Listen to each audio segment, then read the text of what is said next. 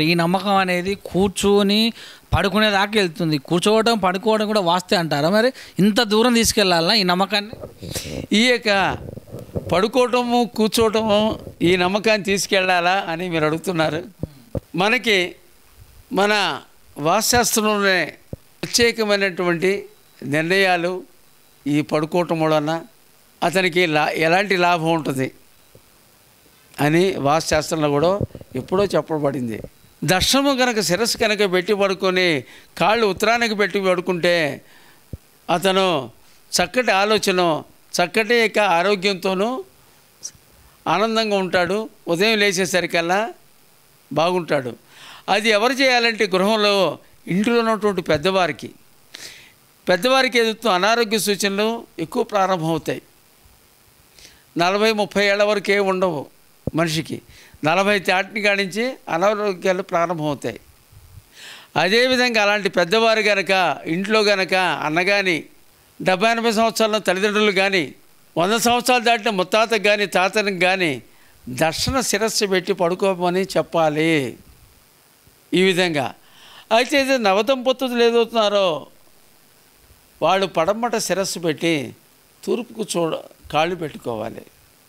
ఎందుకంటే నవదంపతులు రాత్రులు ఎక్కువ కష్టపడతారు కాబట్టి వాళ్ళకి వాయువు ఏదవుతుందో గాలి కావాలి. కాబట్టి ఏదవుతుందో పడమట వాయువులో ఉత్తరం గోడకి తగలకుండా శిరస్సు పెట్టి పడుకోమని చెప్పడం జరిగింది.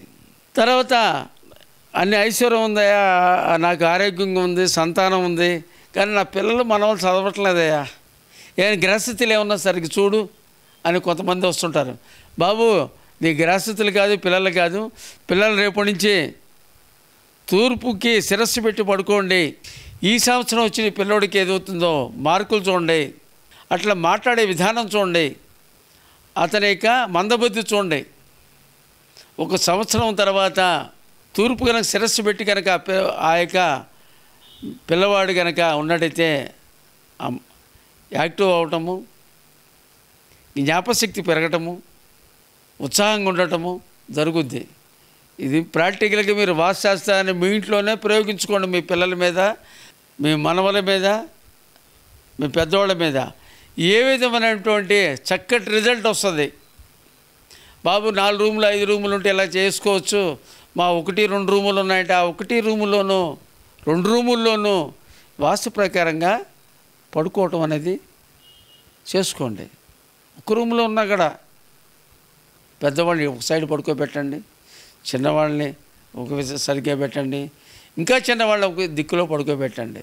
పేదవాడైనా సరే ధనికుడైనా సరే ఈ యొక్క నియమాన్ని కుటుంబం అభివృద్ధి చెందడానికి అనుసరించినట్టయితే చక్కటి పరిమాణాలు మీరు చూస్తారు. వాస్తుశాస్త్రం ఉన్నదా లేదా అనేది విషయం మీకు ఖచ్చితంగా తెలుస్తుంది.